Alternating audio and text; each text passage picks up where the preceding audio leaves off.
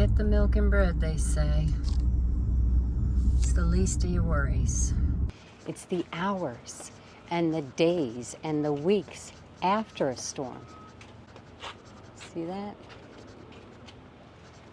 That I want to talk about, that I want to prepare for.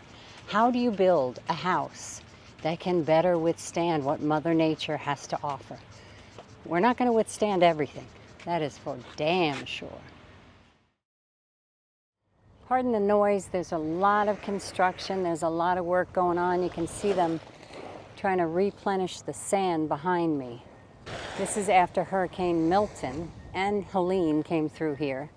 Unfortunately, I'm a veteran of natural disasters, from earthquakes, mudslides, fires, tornadoes, blizzards, and hurricanes.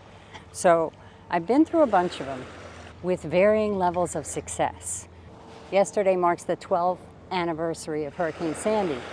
I lived in Breezy Point and we were wiped out. Without our home for 9 months, no power, no gas, the entire town was shut down.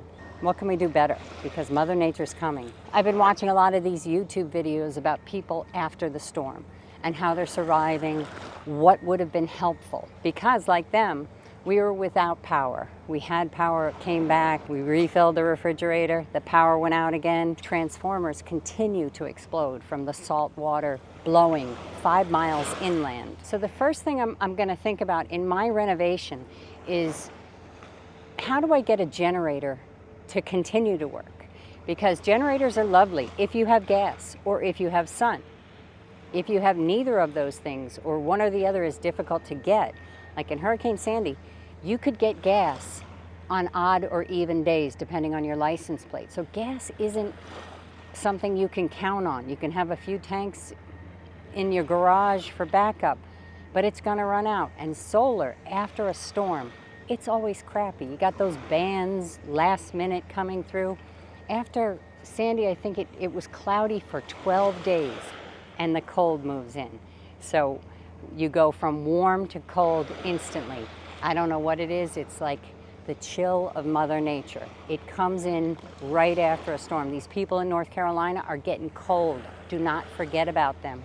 Power's number one on the list. So I am going to install a dedicated outlet by my electrical box that I can plug directly into it, a generator. When an electrician hardwires an outlet for your generator, you can shut off power to the line so you don't electrocute a lineman that's working on it, and only power the things in your house like the refrigerator, lights, a heater or a fan if you need it at that time of year.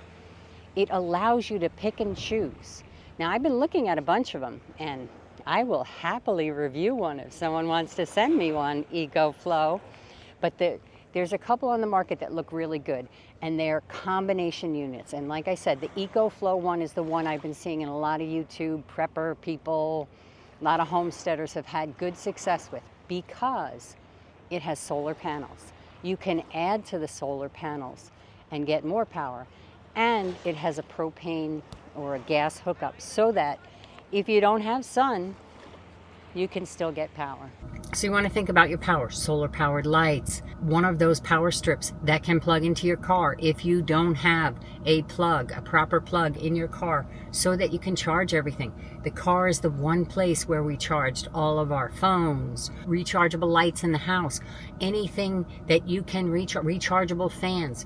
You want to be able to do that. So you want to be able to use your car to the max. However, you got to be careful of gas. One of the worst things about living through a natural disaster is that the rest of the world seems to go on with their life. A week or two after those TikToks stop being popular and people aren't watching it on the news as much, you're up there smelling the rotting mold growing on sheetrock and the mud and the dirt, and you're wondering, where the hell is the help? And why has everyone forgotten about us? If you're out there and you're living comfortably and you're going through your drive-through and you're getting your gas, send a few bucks to a local church or a local fire department in neighborhoods that have been hit hard. Operation Blessing, there's a couple others I'll list below that were really fabulous during the storm. Don't give to the Red Cross. Local organizations, local churches were the ones that helped us in Sandy, that stuck around, that set up tents in the most miserable November weather in New York in parking lots and camped out with us and helped us rebuild our community. So if you're going to give money, if you're going to give help, give it to those smaller organizations. The Red Cross tried to give me men's dress socks while I waited in line with my 3-year-old daughter for water. Save your money. All right, so the generator's number one. Power sources, solar. When I say power too, our rechargeable lights, our outdoor solar lights were absolutely key in Ian keeping us eating McDonald's with our solar powered lights. When you're fixing your electrical after you've had damage, so if you've had water damage from a hurricane or from flooding or whatever, replace everything electrical. Do not think that maybe it might be okay. We had people that did that and their houses burned to the ground 6 months later. Water is unforgiving. If water touches it, it's got to go. When you replace those outlets, if you're prone to flooding, if you're in a flood zone, if it's a basement, elevate the outlets. My outlets in the basement were at 42 inches because we had flooded before we built. So I elevated those outlets. When the storm came, all I had to do was steam clean the basement. I didn't have to replace all of the electrical. If you know you're prone to flooding, just raise them up. The power is so important because it affects other things like your ability to work a well if you don't have water. Our water supply was shut down in Hurricane Sandy, so we could not flush toilets. We could not take showers. Little secret, double decker. If you have to flush a toilet and you have no water pressure, take the tank off, fill the tank, then you can flush. It will work in a pinch. We have well water as well as city water for the house. The well water is not drinkable, so I've been looking into ways that we can purify that water if, God forbid, we need to.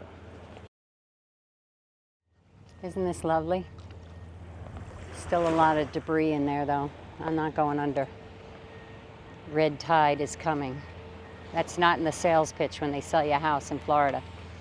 All right, next up is communication.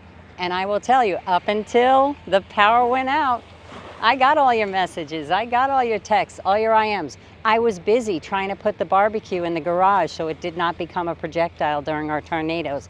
But I appreciate the thoughts and the messages. But communication becomes a real problem once the power goes out. My corner happens to be a Wi-Fi hotspot, so after Ian, I'd see people walking back and forth in the dark, trying to get a signal. Think about how you're going to communicate, especially if you're in an isolated area. Now I know, watching a lot of these videos, Mint Mobile, hey, Ryan Reynolds, we love him.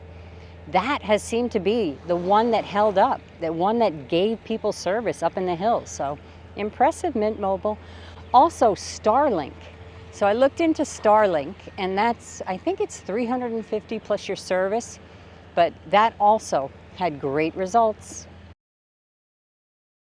Communication is important. You need to be able to make sure everybody's okay, check on people, and find out what people need. I have seen some of the most beautiful examples of humanity on TV, and I'm sure you have too, of people helping other people, coming from all over the country, linemen coming from, waiting in Georgia for the storm to hit to go to work, and it's fantastic. And that is the majority of people, I choose to believe.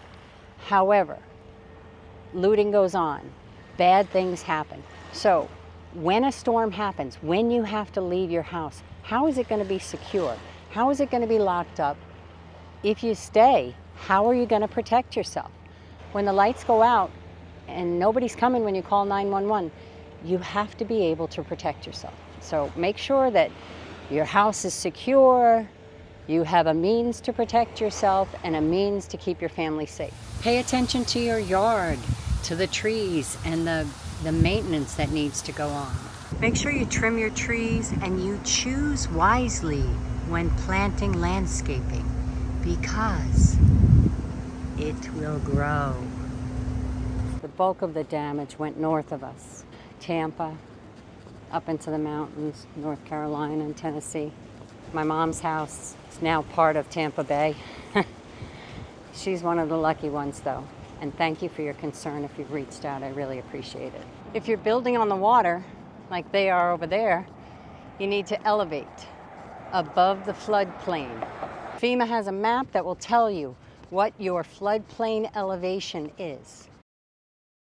You want to fight for that elevation so that the lower levels are breakaway, or that the water can wash through and that the living space is above the floodplain.